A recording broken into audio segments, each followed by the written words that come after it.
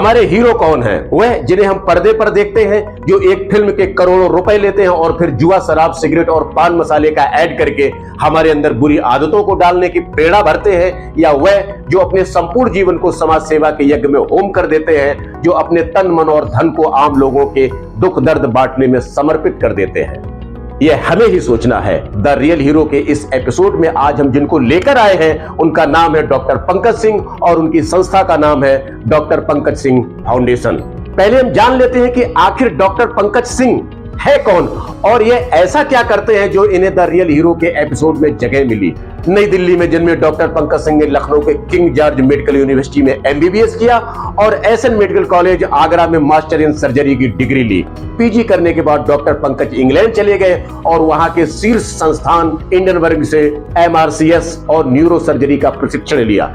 चिकित्सा विज्ञान और अधिक जानने की इनकी भूख बढ़ती गई। शेफील्ड यूनिवर्सिटी से इन्होंने न्यूरो सर्जरी में एमडी की उपाधि भी ले ली। मेडिकल की पढ़ाई के दौरान डॉक्टर पंकज सिंह विश्व स्तर की कई ऐसी संस्थाओं के संपर्क में आए जो दबे कुचले, वंचित और शोषित लोगों के लिए कार्य करती थीं।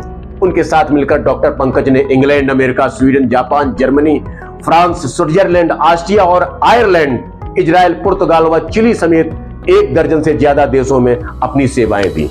अपनी मौलिक और अति महत्वपूर्ण अंतर्राष्ट्रीय रिसर्च के लिए डॉक्टर पंकज सिंह को कई अंतर्राष्ट्रीय स्तर के पुरस्कारों से नवाजा जा चुका है। इनके 100 से अधिक अंतर्राष्ट्रीय शोध पत्र प्रकाशित हो चुके हैं। इन्हें एडिनबर्ग के रॉयल कॉलेज ऑफ सर्जन ने अपनी सदस्यता व उपाधि देकर सम्मानित किया। डॉक्टर पंकज की रिसर्च और डिग्रियों की इतनी बड़ी फेहरिस्त है जिसे इतने कम शब्दों में समेटना आसान नहीं होगा।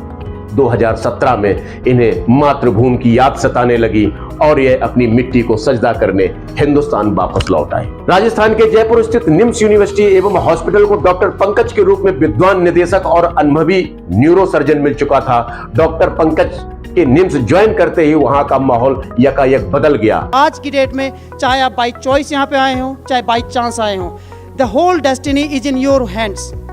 What we need to realize, what we need to see that the NIMS is providing you a platform and opportunity where you can make it happen when you can change the world. So मैं अभी आप सभी लोगों से ये उम्मीद करता हूँ कि आप सभी लोग ये ऐसा एक प्लेटफॉर्म को यूज़ करके डिफरेंट सेक्टर्स में, डिफरेंट पैरामीटर्स में अपना नाम कमाएं, अपने को आगे बढ़ाएं। नाउ चैलेंजेस की बात एक आती है यहाँ पे कई बार कि क्या चैलेंजेस हमारे सामने हैं। कई सारे बच्चे जो होते हैं उनको लगता है कि यार हम लोग यहाँ पे आ गए हैं तो food, hostel, different things, the parents separation anxiety is one of the thing which you see here and though all these things but are made worse by the ragging which is one of the menace in different universities.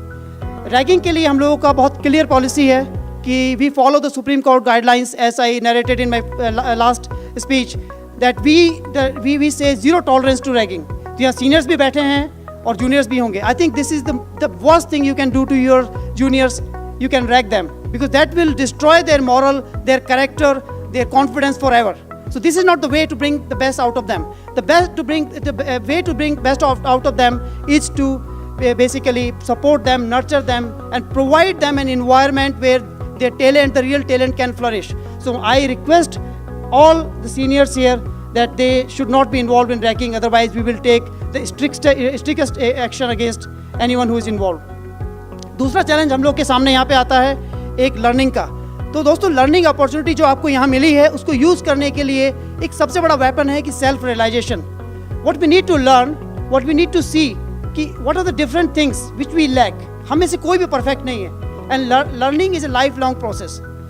तो सुधरने की सबसे बड़ी सीढ़ी है, सीखने की सबसे बड़ी सीढ़ी क्या है कि हम ये मान लें कि हम गलत हैं या हमारे पास लैक है skill, we lack in this skill.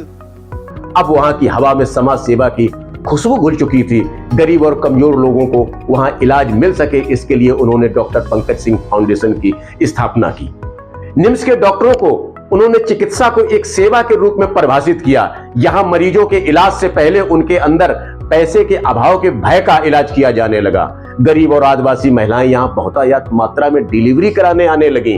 कन्या भ्रूण हत्या जैसे जघन्य अपराधों को रोकने के लिए उन्होंने विशेष प्रोत्साहन योजना चलाई.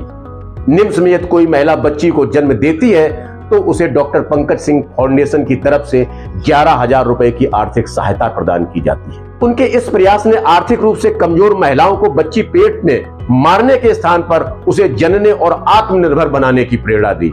आइए जानते हैं कि डॉक्टर पंकज सिंह फाउंडेशन चिकित्सा, शिक्षा और स्वास्थ्य सेवाओं के अलावा और क्या क्या करता है। डॉक्टर पंकज ने महसूस किया कि देश और समाज की उन्नति तभी संभव है जब वहां की शिक्षा और स्वास्थ्य सुविधाएं बेहतर होंगी। उन्होंने जयपुर के आसपास जनपदों के सुदूर और ग्रामीण क्षेत्रों में शिक्षा को लेकर विभिन्न तरह के प्रोग्राम ऑर्गेनाइज किए। निम्स यूनिवर्सिटी के डायरेक्टर डॉक्टर पंकज सिंह ने महिलाओं को आत्मनिर्भर बनाने को लेकर स्वावलंबन केंद्र खोला है। महिलाओं को रोजगार मिले, इसलिए उन्होंने जयपुर के चाहुता गांव से इसकी शुरुआत की। ग्रामीण महिलाएं हर दिन आकर सिलाई का काम करेंगी और उन्हें उनके काम के मुताबिक भुगतान किया जाएगा। इतना ही नहीं, यहाँ से बने हुए प्रोडक्ट्स का दिल्ली के एक बड़े निर्यात संस्थान के माध्यम से विदेशों में भी निर्यात किया जाएगा। साथ ही डॉक्टर पंकज सिंह फाउंडेशन जल्द ही ग्राम पंचायत चाहुता को एक मॉडल हेरिटेज विलेज के रूप में विकसित करेगी, जहां पर बाहर के विदेशी और स्वदेशी पर्यटक आकर घरों में बनाए हुए पेइंग गेस्ट हाउस में रुककर राजस्थान संस्कृति का अनुभव कर सकेंगे। इस योजना से घर घर में रोजगार का अवसर पैदा होगा। आपको बता दें कि डॉक्टर पंकज सिंह ने दिल्ली के एक बड़े कपड़े व्यापारी से महिलाओं का संपर्क भी कराया है। वहीं शुरुआत में ही करीब 10 लाख का ऑर्डर महिलाओं को मिल चुका है। लोगों को प्राकृतिक और पर्यावरण से जुड़ने के लिए तमाम कृषि प्रशिक्षण तथा वृक्षारोपण कैंपेन आयोजित किए। विभिन्न कल्याणकारी योजनाओं जैसे नशा मुक्त समाज की स्थापना, बेटियों के लिए निःशुल्क शिक्षा, जल है तो कल है, कचरा निस्तारण, अंगदान, महादान, अनाश्रय, अंत्योदय, मेरी दवा तेरी दवा, निरोगी मानुष विधवा विद्यादान, साथी हाथ बढ़ाना जैसी योजनाओं की शुरुआत की। बेरोजगारी से जूझ रहे युवाओं को रोजगार दिलाने के लिए डॉक्टर पंकज सिंह समय समय पर रोजगार मेले का आयोजन भी करते हैं। उनके इस आयोजन में देश भर के विभिन्न इंस्टीट्यूशन और कंपनियां भाग लेती हैं, जहां प्रतिवर्ष हजारों की तादाद में लोग रोजगार पाते हैं। एक सबसे बड़ी बात और है जो डॉक्टर पंकज सिंह को इस एपिसोड का रियल हीरो बनाती है, वह है उनकी सादगी और उनका ट्रांसपेरेंट व्यक्तित्व।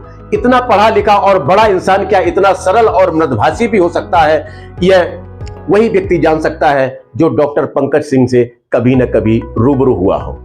डॉक्टर पंकज सिंह के इस बदले स्वरूप को पहली बार National Journalist Union of India के राष्ट्रीय अधिवेशन में देख रहा था। वह जितनी सरलता और सम्मान के साथ सभी से मिल रहे थे, वह उनके बड़े व्यक्तित्व की स्वतः गवाही दे रहा था। पत्रकारिता के 25 साल के कैरियर में मैंने बहुत लोगों को जरा सी सफलता मिलते ही घमंड की उड़ानें भरते देखा है, लेकिन डॉक्टर पंकज के साथ ऐसा नहीं था। उनका कद और पद जितना बढ़ा, उन्होंने उसी अनुपात में आम जनमानस के बीच खुद को साझा किया। दोस्तों, यदि आप डॉक्टर पंकज से मुलाकात करना चाहते हैं या डॉक्टर पंकज सिंह फाउंडेशन के साथ जुड़कर समाज सेवा करना चाहते हैं, तो वीडियो के डिस्क्रिप्शन में डॉक्टर पंकज सिंह फाउंडेशन की सदस्यता का लिंक दिया गया है, जिस पर क्लिक करके आप अपना सदस्यता फॉर्म भर सकते हैं और अपना क्षेत्र भी चयन कर सकते हैं कि आप किस सेक्टर में समाज सेवा करना चाहते हैं। आपके हर अच्छे मोटिव को डॉक्टर पंकज सिंह फाउंडेशन मदद करेगा। द रियल हीरो में आज बस इतना ही। मिलते हैं अगले एपिसोड में एक नए हीरो के साथ। नमस्कार।